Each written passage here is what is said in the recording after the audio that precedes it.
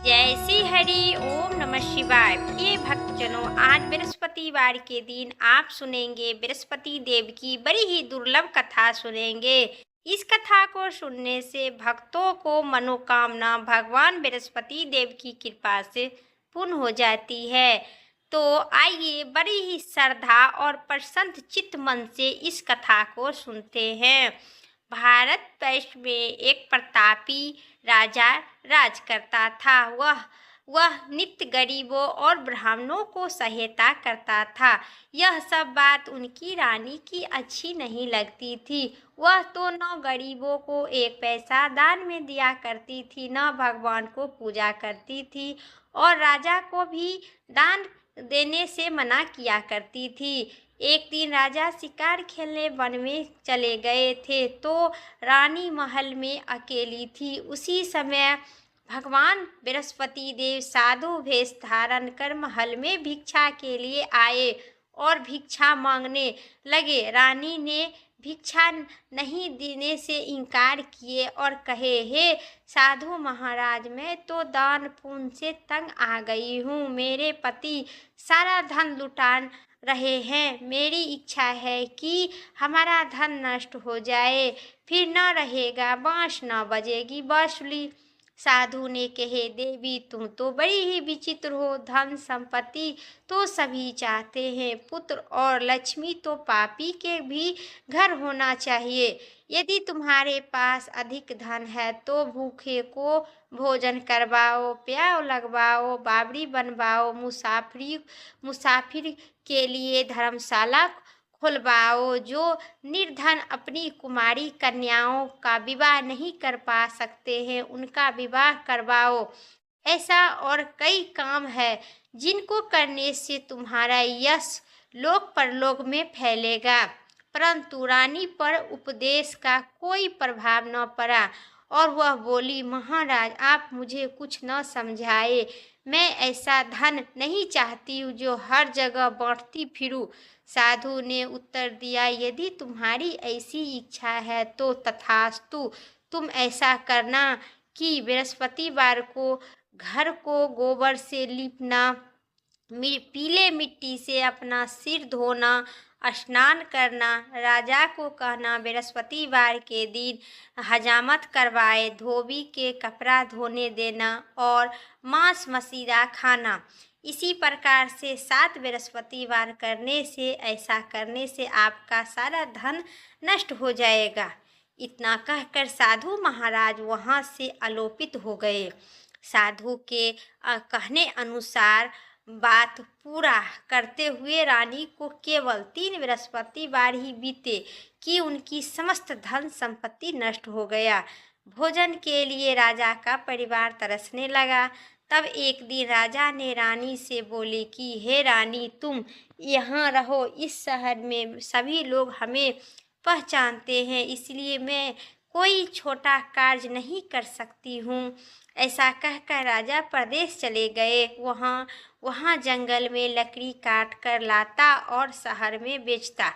इसी तरह वह अपना जीवन जैसे तैसे व्यतीत करने लगा। इधर राजा के बिना रानी जीवन और दासी दुखी रहने लगी। एक बार जब रानी और दासी को 7 दिन तक बिना भोजन के रहना पड़ा, तो रानी ने अपनी दासी से कहे, हे दासी, पास के ही नगर में मेरी बहन रहती है, वह बड़ी धनवान है। तू उसके पास जा और तू कुछ मांग के ला, ताकि थोड़ी बहुत गुजारा बसारा हो जाएगा।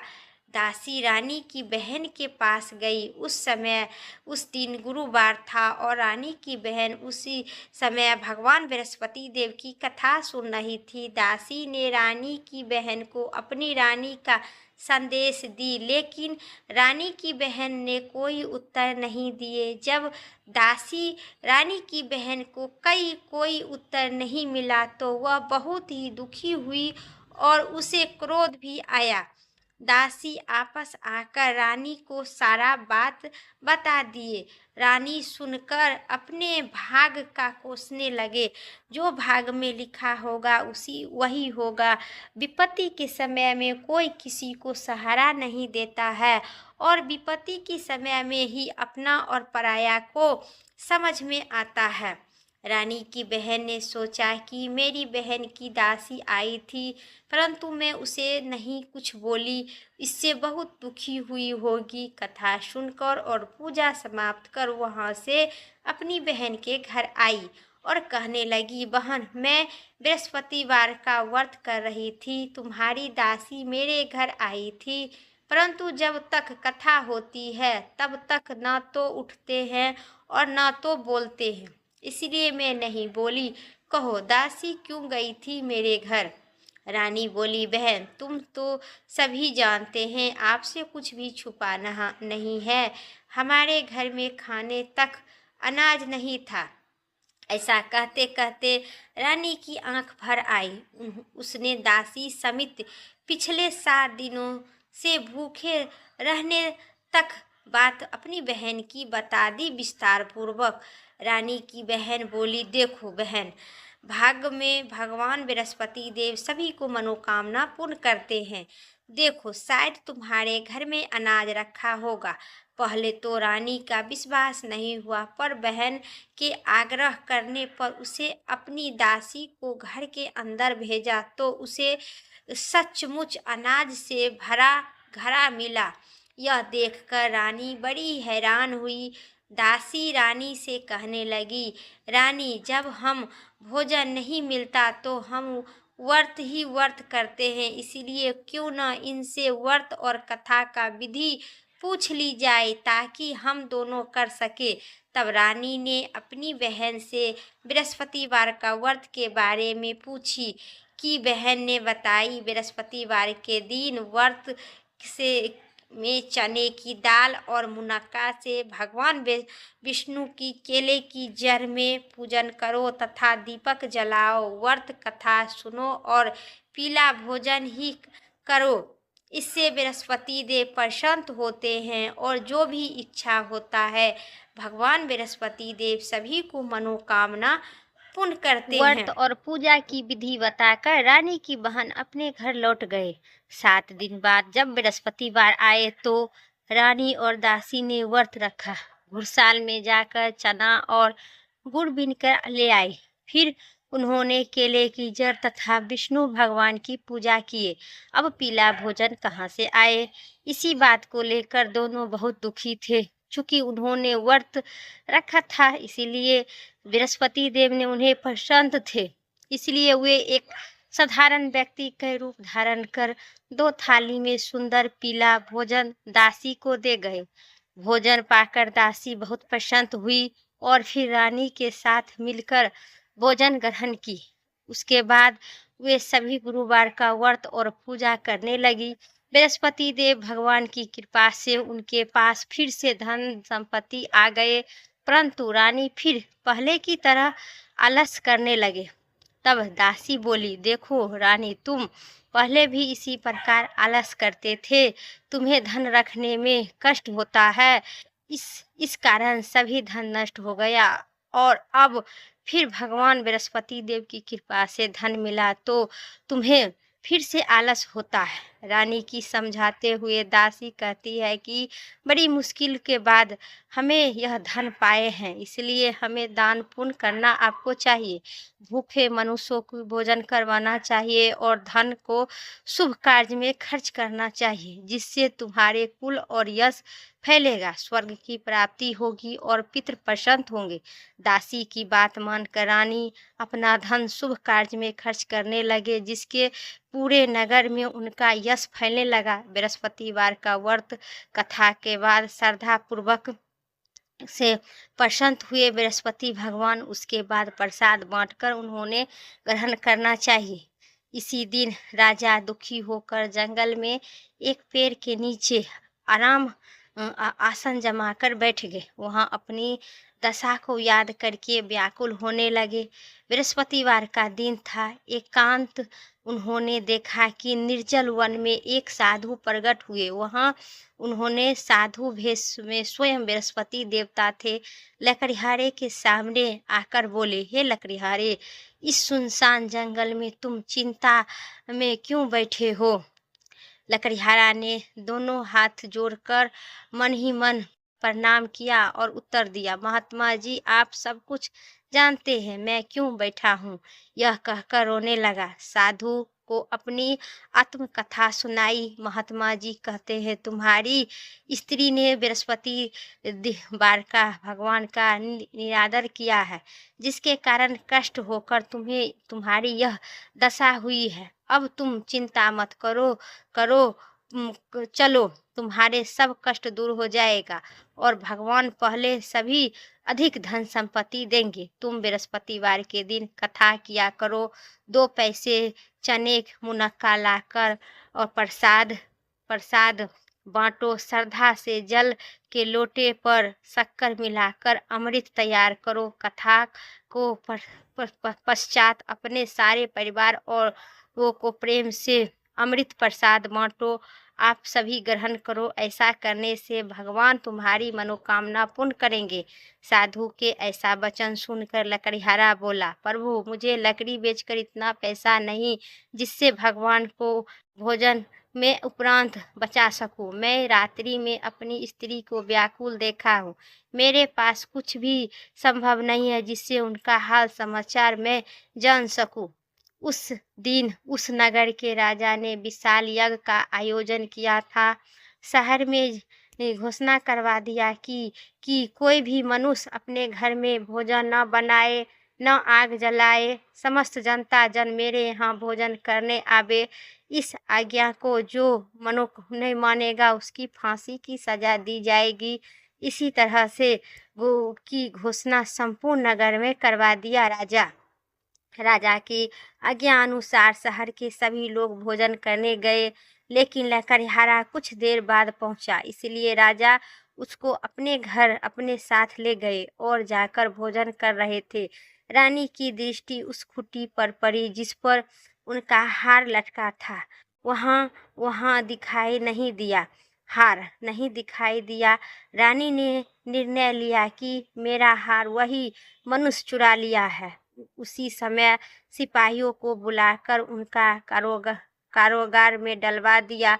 जब लकड़िहारा कारागार में पड़ गया तब बहुत ही दुखी मन से विचार करने लगा कि न जाने कौन सी पूर्व जन्म की कर मुझे दुख प्राप्त हो रहा है, और उसी साधु का याद करने लगा कि जंगल में मिला था।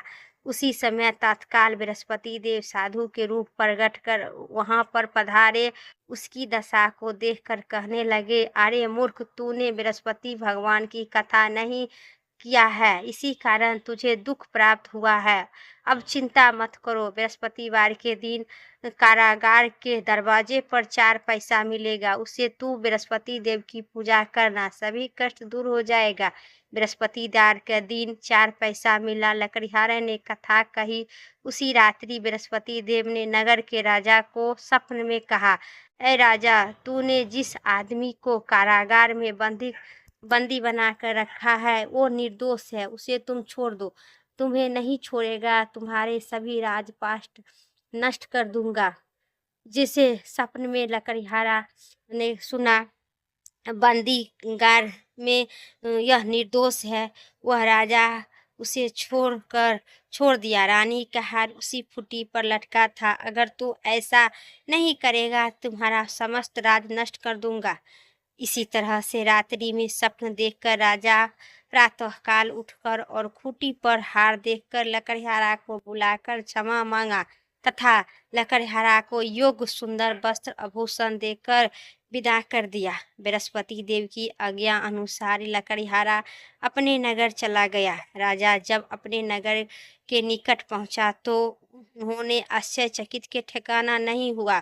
नगर में पहले से अधिक बाग, तालाब और कुआं, बहुत सी धर्मशाला, मंदिर इत्यादि बने गए थे। राजा ने पूछा कि ये सब किसने किया है? धर्मशाला। तब नगर के सब लोग कहने लगे कि यह सब आपकी रानी ने किए हैं। तो राजा ने आश्चर्यचकित हुआ और गुस्सा भी आया। जब रानी ने यह खबर सुना कि राजा आ रहे हैं, तो उन्होंने बांदी से कहा कि हे दासी, राजा हमको कितनी बुरी हालत में छोड़कर गए थे। हमारी ऐसा हालत देखकर वहाँ लौट आए हैं, इसीलिए तू दरवाजे पर जाकर खड़ा हो जा। आज्ञा अनुसार दासी दरवाजे पर जाकर खड़ा हो गई। राजा आए तो उन्होंने अपने साथ लेवा लाए। तब राजा ने क्रोध करके अपनी रानी से पूछी, यह धन तुम्हें कैसे प्राप्त हुआ है? तब रानी ने कहे, हमें भगवान बृहस्पति देव की व्रत के प्रभाव से हुआ है। राजा ने निर्णय किया कि 7 रोज बाद बृहस्पतिवार का पूजा करता हूँ, परंतु प्रतिदिन दिन में 3 बार कथा कहूँगा, रोज व्रत किया करूँगा। अब हर समय राजा दुपट्टे में चना की दाल बांध कर रखे थे तथा दिन में 3 बार कहानी कहते थे और सभी को कहते थे, मेरे बृहस्पति भगवान की कहानी सुना कीजिए। एक रोज राजा ने विचार किए कि चलो अपनी बहन के यहाँ जाते हैं। इसी तरह निर्णय कर राजा घोड़े पर सवार होकर अपनी बहन के यहाँ गए। मार्ग में उन्होंने देखा कि आदमी मुर्दे के लेके जा रहे हैं। उन्होंने रोककर राजा ने कहने लगा, अरे भाइयों, मेरी बृहस्पतिवार की कथा सुन लो।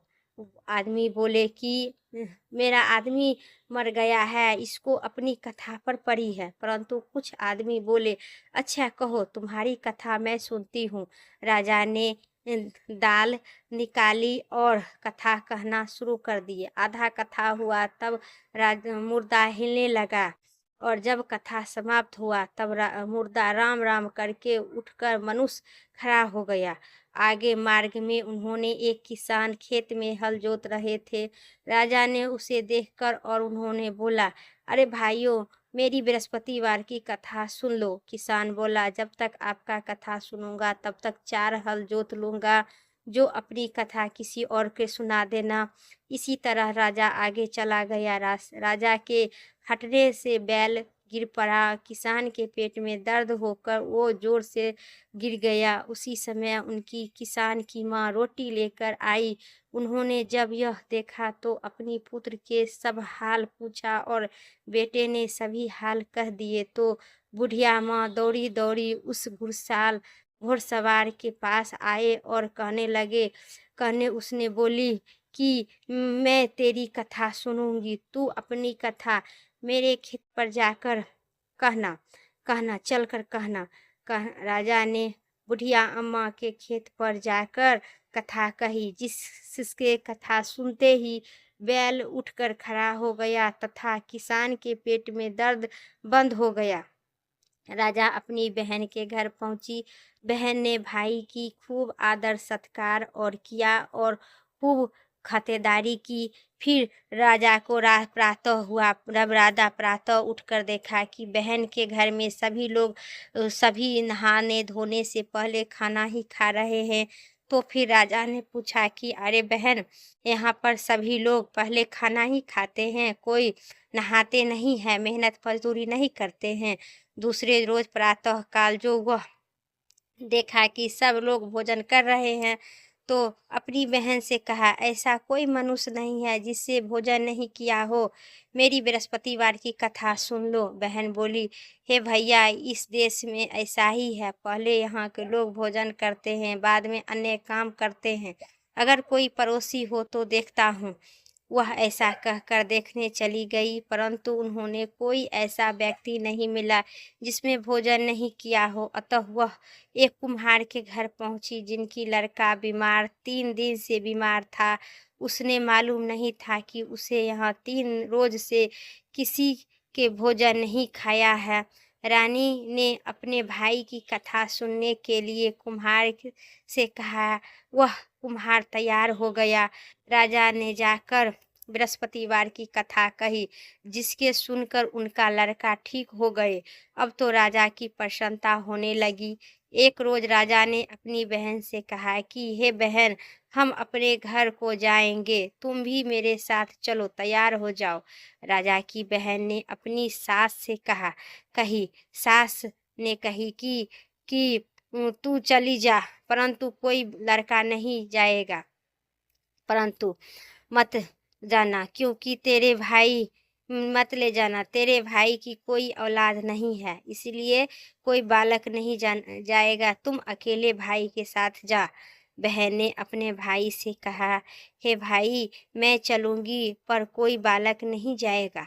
राजा बोला, जब कोई बालक ही नहीं जाएगा तब तू ही जा कर क्या करेगी। बड़ी ही दुख मन से राजा अपने नगर लौट गए और आए। राजा ने अपनी रानी से कहे, हम निसंतानी है, निर्वंश है, हमारे मुंह देखने का धर्म नहीं है और कुछ भोजन नहीं किए और रात भर सैया पर लेटकर चिंतित में रहे कि मैं निसंतानी हूँ, इसलिए मेरी बहन की सास मेरे यहाँ आने से इनकार कर दिए। फिर रानी कही, सभी को मनोकामना भगवान बृहस्पति देव पुण्य किए हैं, मेरे भी पुण्य करेंगे। रानी बोली, हे प्रभु बृहस्पति देव, आप सब कुछ दिए हैं, वह आप औलाद भी आवश्यक देंगे। उसी रात को बृहस्पति देव ने राजा के स्वप्न में कहे, उठो राजा, सभी सोच त्याग दो, तेरी रानी गर्भवती है। राजा की बात सुनकर बड़ी खुशी हुआ। 9वें मास में रानी गर्भवती से सुंदर पुत्र पैदा हुआ। तब राजा बोला, हे रानी, स्त्री बिना भोजन करके रह सकती है, परंतु बिना कहे हुए नहीं रह सकती है। जब मेरी बहन आवे तुम उसे कुछ मत कहना। रानी सुनकर हाँ कर दी। जब राजा की बहन ने यह शुभ समाचार सुना तो वह बहुत खुशी होकर तथा बधाई लेकर अपने भाई के यहाँ आई। तब रानी ने कहा, घोड़ा चढ़कर आए हैं कि गधा चढ़कर आई है। राजा की बहन बोली, भाभी, मैं इस प्रकार न कहती तो तुम्हें औलाद कैसा मिलता। बृहस्पति देव ऐसा ही है, जैसे जिसका जो मनोकामना होता है, भगवान बृहस्पति देव की कृपा से सभी को पूर्ण करते हैं। जो श्रद्धा पूर्वक बृहस्पतिवार का व्रत करता है एवं कथा पढ़ता है अथवा सुनता है, दूसरों को सुनाता है, बृहस्पति देव उनकी सभी मनोकामना पूर्ण करते हैं। प्रेम से कहिए बृहस्पति भगवान की।